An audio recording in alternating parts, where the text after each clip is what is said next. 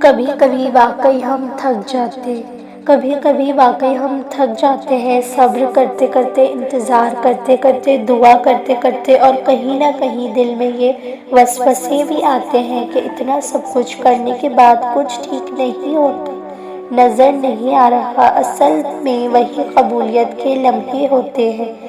آپ کے ہر طرف مایوسی ہو، لیکن آپ کہیں اپنے دل سے کہ نہیں، اللہ دیر کر رہے ہیں، تو یقیناً عطا کرنے کی تیاری بھی کر رہے ہیں۔ جب ہم ٹوٹنے کے بعد بھی ہاتھ اٹھاتے ہیں تو پھر کیسے اس کی رحمت جوش میں نہیں آئی گئی؟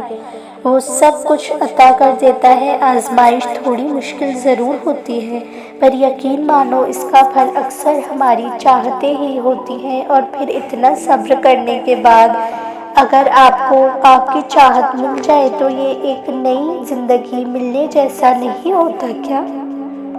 اور میں نے سنا ہے کہ نہ صرف سنا ہے بلکہ مانتی بھی ہوں کہ جو اللہ پر یقین رکھتے ہیں نا، اللہ ان کے لیے وسیلے بنا ہی دیتا ہے۔ کب، کیسے اور کہاں وہ ہی جانتا ہے، وہ بہتر ہی جانتا ہے، پر اس سے مانگنے والا کبھی بھی خالی ہاتھ یا مایوس ہو کر نہیں لوٹتا، اور پھر معجزے تو مانگنے والوں کے لیے ہی ہے نا۔ آپ اس وقت تک عبادت کی مٹھاس نہیں پا سکتے جب تک آپ اپنے اور اپنی خواہشات کے درمیان لہو کی دیوار نہ بنا لیں۔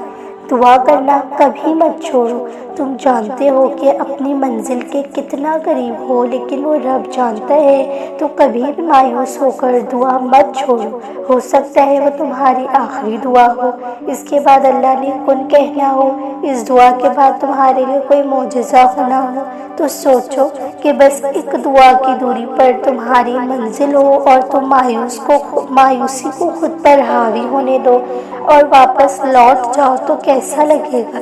یقین کرو کہ دعائیں تبھی قبول ہوتی ہیں جب ہم یقین کی اور توکل کی انتہا کرتے ہیں۔ جب ایک عام سا بندہ یقین کی انتہا کر دے تو اس رب کی شان تو یہ بات کو گوارا ہو کر کہ وہ اپنے اس بندے کو اپنی رحمت سے محروم رکھے۔ نہیں نا، تو مانو، بار بار مانگو، کیسے بھی حالات ہوں، پھر وہ کیسے تمہیں نہیں دیں گے، ضرور دیں گے۔ تم مانگ کر تو دیکھو۔